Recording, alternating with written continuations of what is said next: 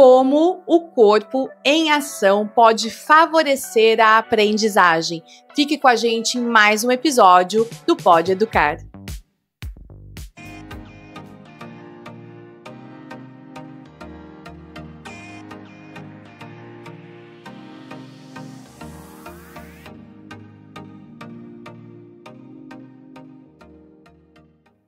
Oi pessoal, hoje estamos com um episódio muito especial. Estamos aqui no Colégio Fóton em um evento, um workshop sobre educação psicomotora.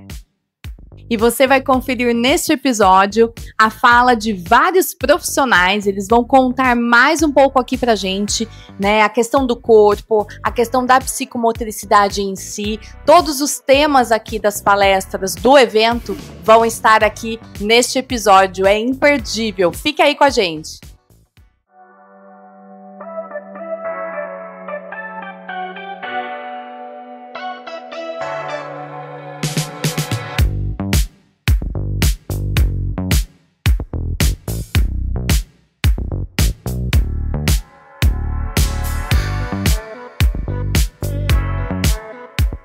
Foi assim esse evento. O professor Daniel Simões Rebelo trouxe a ideia, nós abraçamos e hoje aconteceu um dia mágico, incrível, com palestras fenomenais. Heloísa Helena Proença. Heloísa é docente, palestrante, assessora pedagógica, mestre em educação e especialista em educação infantil e EJA. Você também pode conferir lá nas redes, @eloproenca, que é de Proença, né? Sem o C cedilha. Vale muito a pena conferir lá a rede social da Heloísa, que é mais uma convidada nossa aqui também do Pode Educar. Heloísa, uma alegria estar com você num evento tão importante no Colégio Fóton. E a gente quer saber, Heloísa, conta pra gente de onde surgiu essa temática, o corpo em ação. Como que vem esse pensamento? Conta um pouco mais para nós. Bom, é um prazer também, né, esse momento. E acho importante a gente pensar que nas práticas educativas, principalmente as formais, o comum é você aprisionar o corpo, né? Então, esse corpo aprisionado, ele acaba tendo ações mais repetitivas, menos criativas, ações que são mais voltadas para um processo interno. E o que a gente vem aprendendo é que esse corpo, ele é movimento, né? Então, na primeira infância, esse sujeito humano, ele aprende pela experimentação e pela movimentação, e o mesmo vai acontecendo no decorrer da vida. E conforme a cultura vai nos aprisionando, a gente vai perdendo esse espaço de aprender com o corpo todo. Então, a ideia é que a gente possa conversar um pouco da importância dessa formação integral do sujeito, né? Que leva em consideração todas as suas dimensões e não só a cognição-pensamento. Até um resgate, né, Heloísa? Exato. Um resgate importante, né, da importância do corpo mesmo, né, que é algo que vai ficando até um pouco esquecido em algumas práticas, né? A gente tem aquelas imagens, né, do pensamento que evidenciam a cabeça, o cérebro e deixam o corpo pequenininho. A ideia é a gente pensar que o corpo todo é uma experiência de contato, de interação e, portanto, também é uma experiência de aprendizagem. E quando passa por essa sensibilidade, a gente consegue atingir muito mais, né? Com certeza. Aqui no nosso podcast, Heloísa, a gente vem trazendo temáticas da importância do corpo, né? E você disse uma questão que chama muito a atenção sobre esse movimento para aprendizagem. Isso você vai abordar hoje aqui também na sua palestra, né? Isso, a gente pensar que a maior parte das pessoas acorda de manhã e já inicia as suas tarefas sem considerar que tem um corpo que ela precisa cuidar para poder colocar em movimento juntamente com seus compromissos, né? Então, hoje a gente vai falar um pouco da importância desse cuidado que é de si e do outro nas práticas educativas. Perfeito. Heloísa, muito obrigada por você contribuir aqui com o nosso podcast.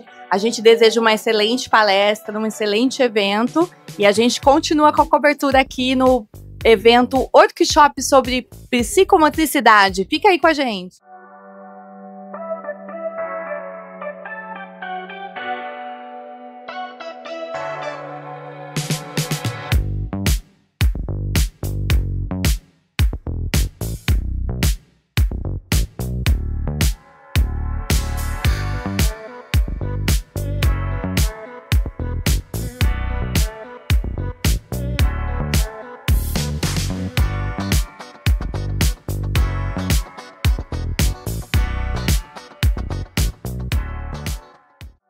agora com a gente, Cristiane Argentini. Ela é coordenadora do Colégio Fóton, coordenadora da educação infantil há mais de 13 anos.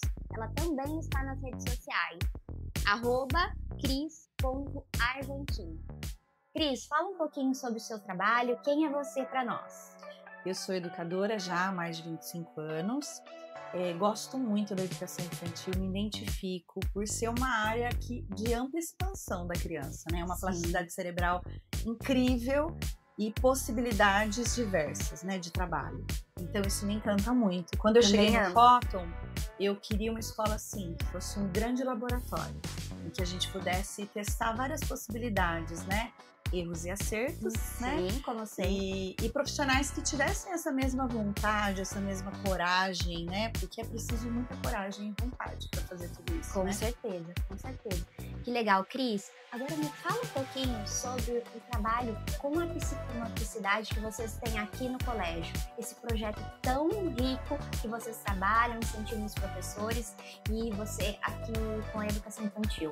Esse trabalho, ele surgiu, né, de tudo isso que a gente tem experienciado durante anos aqui. Eu mesma estou no Fóton há 13 anos já, na educação infantil, e ele só vem crescendo, né, na medida que a gente vai vendo o potencial das crianças e construindo junto essa forma de desenvolvê-las, a gente vê o quanto é rico, possível e traz também uma boa formação para o professor. O professor consegue enxergar todas as idades, as potências da psicomotricidade dentro dessas idades, porque muitas vezes a psicomotricidade ela é entendida como vou trabalhar tudo na criança. Não, todo corpo. Há idades específicas para se trabalhar diferentes funções, né?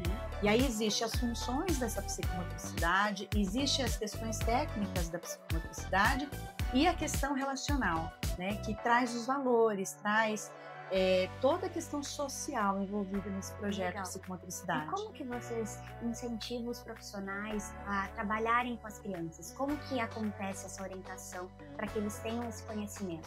Aqui no Colégio Fóton, o Daniel é nosso parceiro, né? Sim, professor da psicomotricidade, e ele traz uma formação. Então, a aula da psicomotricidade não é uma aula janela das meninas, é uma aula em que elas ficam juntas, elas aprendem com ele exatamente a medida correta da execução do movimento, né? Legal. Do que é para cada idade, do que faz parte do marco de desenvolvimento da criança, e eles fazem juntos uma avaliação trimestral dessa criança. Então, e fora isso, nós temos as formações, todas as crianças. Nós começamos com 1 ano e meio e vamos até 5 anos na educação infantil. E aí, essa formação acontece de 15 em 15 dias com o professor Daniel, onde ele traz a técnica da psicomotricidade. Porque a professora de educação infantil ela é polivalente, né? Ela não tem todas as matérias ali que ela precisa dar conta, né? Exatamente. Então precisa de alguém com um olhar mais lapidado para essa área. Com certeza, especialista, né? O Daniel é maravilhoso. E aí as estratégias acontecem semanais, é isso? Com as crianças? Semanais. Uma vez na semana o Daniel está com as crianças. E durante a rotina das professoras, elas também colocam a psicomotricidade dentro dos projetos da escola. Que excelente! Fica aí a dica para vocês, né? Profissionais que trabalham com as crianças, com a educação infantil, do quanto é importante trabalhar a psicomotricidade. Eu diria essencial. Essencial, concordo.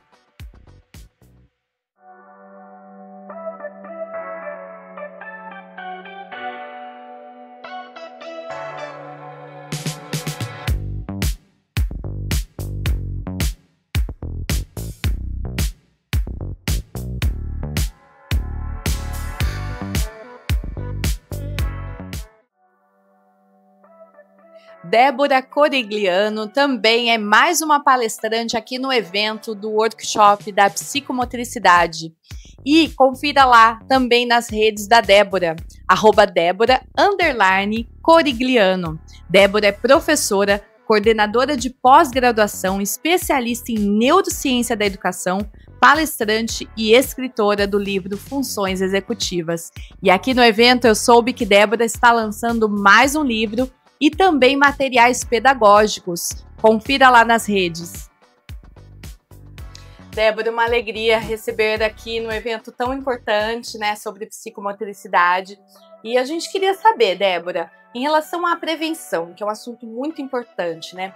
conte pra gente como que a psicomotricidade pode auxiliar neste processo preventivo. Nossa, super importante essa pergunta, porque realmente, né, o olhar do profissional, seja ele o professor, o psicopedagogo e até mesmo dos pais, para o desenvolvimento psicomotor, já dão sinais de que pode ser que essa criança tenha alguma coisa e que a gente já pode investir. A forma que essa criança brinca, como essa criança se desenvolve, os marcos desse desenvolvimento no caminhar, no segurar as coisas, no sentar, na fala, nas estruturas de organização, são muitos itens que a gente pode observar e entender, olha, isso é natural, ela está num processo de desenvolvimento ou não. Ela já deveria estar tendo um determinado domínio, como uma passada mais rápida, alternar os pés para subir uma escada, mas ainda ela faz assim e sobe. Então, são detalhes que um professor, os pais, se olhar com atenção, a gente já age de forma preventiva, né? Então eu vou dar o estímulo primeiro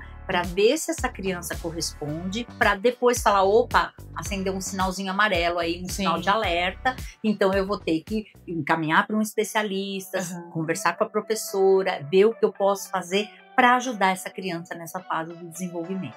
E é tão importante essa questão, né, Débora, porque nós temos seguidores aqui que também são familiares, né, são famílias que estão aí em busca de oferecer o melhor para o seu filho, né, e quando você diz, né, que em casa a família também pode detectar isso, é exatamente esse processo, né? De repente você tá ali com uma criança pequenininha, você já percebeu que ela não faz algum tipo de movimento, né? Que não tá executando umas passagens, né? A criança pequenininha vai se apoiando no sofá, né? Para fazer mudanças. E uma coisa importante, Polly, é não fazer pela criança. Perfeito. Quando a gente faz pela criança, a gente tira dela a oportunidade de desenvolver. Então, às vezes, por praticidade, por comodismo, os pais acabam, eu dou na boca porque come mais rápido, eu visto a criança porque fica mais fácil para mim de manhã, tô atrasada. Então, eu sempre aconselho os pais, tudo bem, eu sei que você tem horário, eu sei que a vida é corrida, mas veste a criança inteira e deixa meia para ela colocar. Então, enquanto ela tá ali tentando colocar meia, você vai adiantando suas coisas e depois calça o tênis e vão para a escola. Então, os pais oportunizarem para a criança esses desenvolvimentos, essas práticas motoras que ajudam muito, porque o ato de colocar a meia, ele vai interferir diretamente na leitura, na escrita, no manuseio, na organização, no planejamento. Então, por isso que é importante. Então, quando a gente pensa de prevenção, é justamente isso, né? Fazer com que a gente possibilite para a criança recursos para ela se desenvolver. E aí a gente percebe se há ou não uma dificuldade. E é muito importante quando você fala da meia, porque às vezes é uma atitude tão corriqueira que passa batido pelas famílias, né? A importância de se colocar, né? Da criança saber colocar a própria meia é um movimento que contempla tanto outras habilidades ali do corpo, né? Com certeza. Até o comer com o garfo, né? Então, boa o fato, dica. Sabe, o comer com garfo, a mãe, mas eu que corto. Não, você pode até cortar, mas deixa ele espetar, levar a boca. Eu brinco que eu falo assim, o comer gelatina. A gelatina, ela desenvolve uma capacidade, uma competência de equilíbrio e de tônus muscular, porque essa criança tem que equilibrar aquela gelatina parar na colher. A boca, Então, quer dizer, e são ações simples do dia a dia e que ajudam demais a criança. Então, quando o pai faz por ela, ele tira essa oportunidade de desenvolver. Né? E várias ações, né? Quando você fala assim também do comer, né? Porque é muito comum a gente ver nas casas, né? A mãe, o pai ali alimentando a criança. E não dando a chance, né, de manusear os alimentos, inclusive, que tudo isso envolve muito o movimento do corpo, né, o manuseio. E outra, ele tem que treinar, né? Uma vez uma mãe falou assim, mas eu dou a faca e o garfo, mas ele corta, bate a carne no arroz, voa essa carne longe, e aí faz sujeira. Mas se ele não fizer esse processo, ele nunca vai cortar sem derrubar o arroz do prato. É verdade. Então ele precisa começar derrubando para chegar, porque senão ele vai estar com 10 anos cortando, que esse pedaço vai longe e o arroz vai espalhar na mesa com 10 anos, o que é esperado com 5. Exatamente. Né? Então por isso que tem um processo, tudo é um processo, e os pais precisam compreender que vai cair a gelatina, que a meia vai ser torta, que a camiseta vai ser do lado oposto, que o cabelo ele vai pentear um lado, mas não vai pentear o outro, mas faz parte do processo, ele precisa acontecer. E todas essas habilidades, elas contemplam essa parte da psicomotricidade, né, Débora? Totalmente. Que é uma temática tão importante que a gente está vendo hoje aqui no workshop, né? Da oportunidade da gente entender um pouco mais sobre o que é psicomotricidade. Né? Então envolve todo esse corpo, Débora, a psicomotricidade? Envolve o corpo, envolve a mente, a parte cognitiva da aprendizagem, envolve as emoções. A diferença de uma criança, voltando a falar da questão da meia, dela se sentir segura de ter essa autonomia, comparada aos amiguinhos que estão sentados no chão depois de uma aula que ficaram descalços e que todo mundo consegue pôr a meia e ele não. Olha a autoestima dessa criança. Da professora falar, você espera aí que já eu ponho sua meia. Turminha, quem já pôs meia e tênis pode ir pro parque. Perfeito. E ele tá ali esperando porque ele não dá conta de pôr a meia. Então, até essa questão psicomotora que envolve o aprender, afeta o emocional. Perfeito. É um exemplo básico, mas real. Né, dele não se sentir capaz porque ele não foi estimulado adequadamente para fazer uma ação simples que é calçar uma meia. E pode até desestimular, né, Débora? Porque às vezes a criança tá quase conseguindo e talvez ela se compare ali com os colegas e isso pode até ter um retrocesso, inclusive, né? Porque ela se sente não capaz. Em relação emocional, né? É verdade. Então, por isso que a autonomia tá ligada direto à parte psicomotora, né? Que eu ter o domínio do meu corpo, daquilo que eu faço, e está ligado à parte emocional também, que é fundamental para a aprendizagem. Fundamental, exatamente. E a gente, aqui no podcast, sabe, Débora, no Pode Educar, a gente vem cada vez mais ofertando temáticas que envolvem o emocional, né? Porque falar de educação, de psicomotricidade, também demanda falar sobre emocional, né? São as vontades da criança, o posicionamento dela, a interação com o outro, né? Tudo isso está muito em conjunto, né? Quando a gente fala do desenvolvimento infantil, né? E precisa ser falado, né? Eu acho que o evento de hoje veio muito ao encontro de abrir esse espaço para os professores, levar toda essa informação para os familiares, para todos os profissionais que estão aqui, porque através desse compartilhamento que os professores vão ter melhores condições para percepção, estimulação, prevenção dos seus alunos em sala de aula. Exatamente. Tão importante falar, né, sobre as práticas de sala de aula também, né? Isso é fundamental. Exatamente. Porque às vezes o professor faz, mas ele nem tem conhecimento de tudo que ele está executando naquele momento, né? Hoje a gente falou um pouco da intencionalidade, né? Foi tão então importante. Essa parte da intenção do ato de desenvolver essa criança como um todo, um ser que pensa, que tem sentimentos, que precisa ser desenvolvido, que tem um corpo ali em desenvolvimento. Então a intenção justamente é essa, de partir para esse olhar do desenvolvimento. Perfeito. Olha, a gente ficaria aqui um tempão, viu, Débora? certeza. Porque é um assunto que a gente ama, os nossos seguidores também, que são profissionais da área, tudo. Mas a gente agradece muito, Obrigada. Porque, olha, as suas falas são sempre muito importantes. Obrigada. Continue sendo essa pessoa especial, que leva conhecimento, né? Que propõe aí sempre estratégias diferentes, novas. E eu sei que você tá com lançamentos novos aí, né, Débora? E já tem um jogo super especial de habilidades. Conta um pouquinho só pra gente o encerrar. jogo chama Habilidades para Aprender, onde eu fiz 50 cartas, e nessas cartas desenvolve todas as habilidades das funções executivas e da aprendizagem. Então, de um lado da carta tem uma atividade, até com algumas variações também, níveis de dificuldade. E no outro lado da cartinha eu já especifico quais habilidades estão sendo treinadas. Nossa, incrível. Né? Então, assim, esse jogo ele veio justamente pela minha necessidade do consultório. Eu comecei a criar essas atividades, fui criando.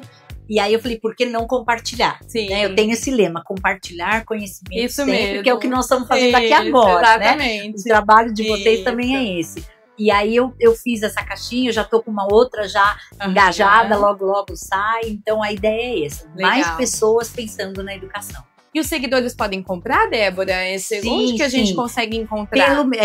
A Book Toys, que é a Tá. empresa que comercializa. Eu comercializo também através do meu Aham. Instagram, que Certo. é Débora_Corigliano. Perfeito. É só entrar em contato no meu Instagram, que eu também tenho para Também fornecer. fornece. Perfeito. Débora, gratidão. Muito Obrigada. obrigada mesmo pelo bate-papo gostoso aqui. Tá? Obrigada. E vamos seguir no evento aqui, né? Vamos e até uma próxima oportunidade. Isso aí, pessoal. Obrigada.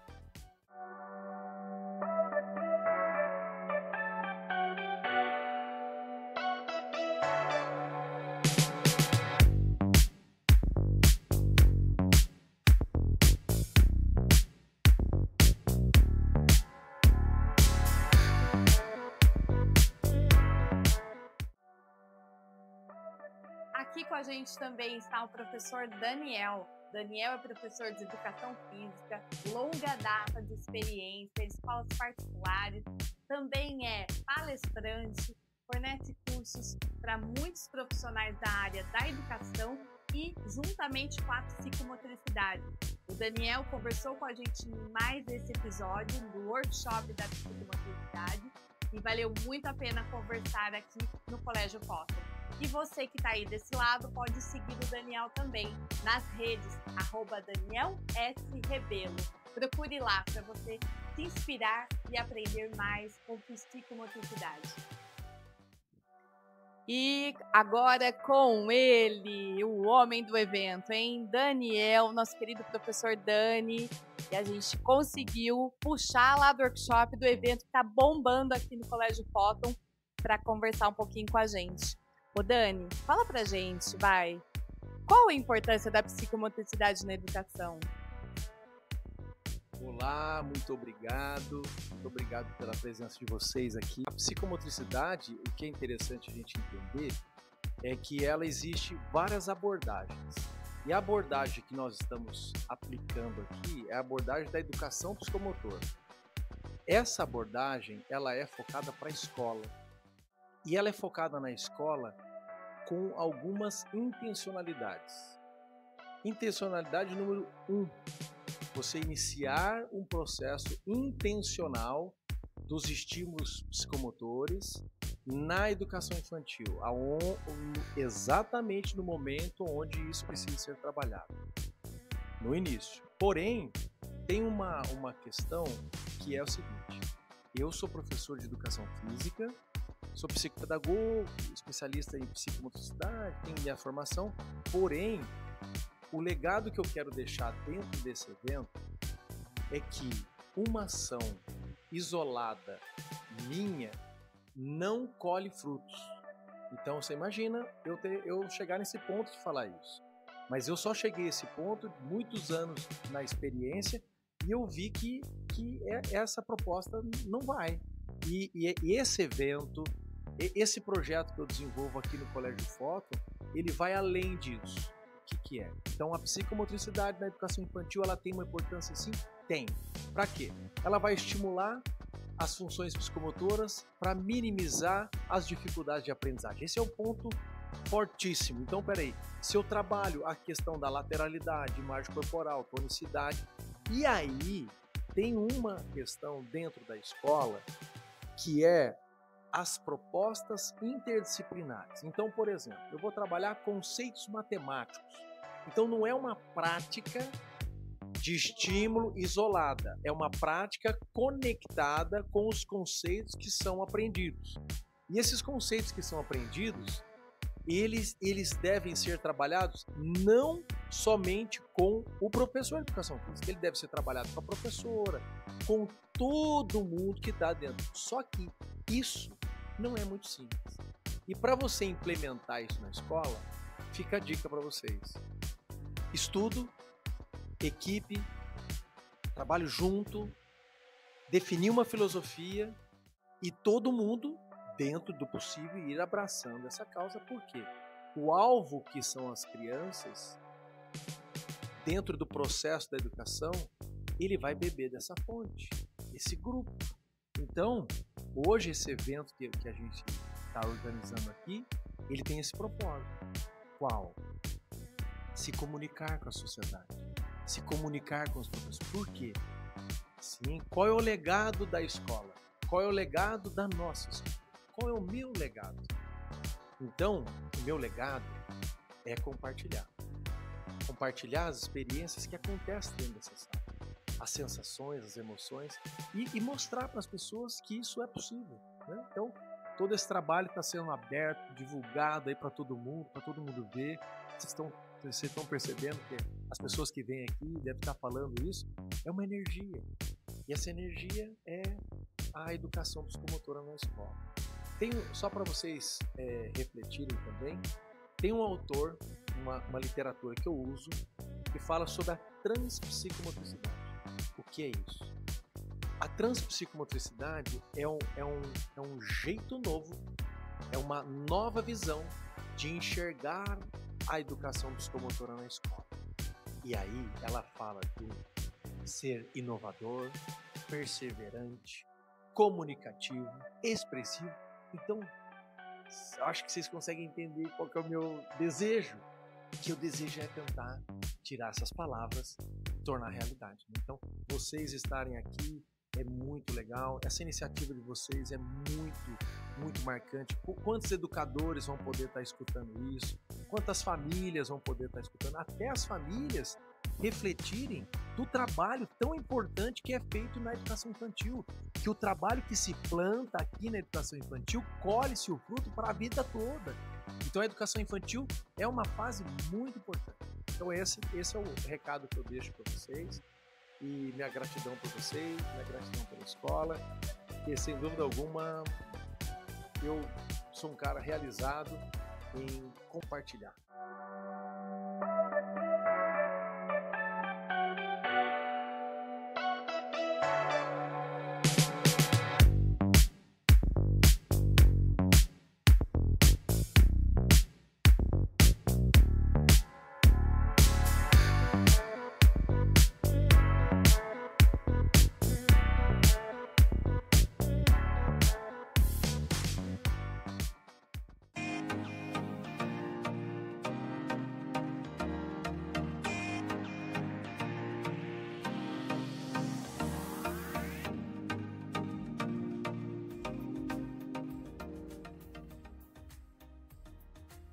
Se inscreva no canal, curta e compartilhe.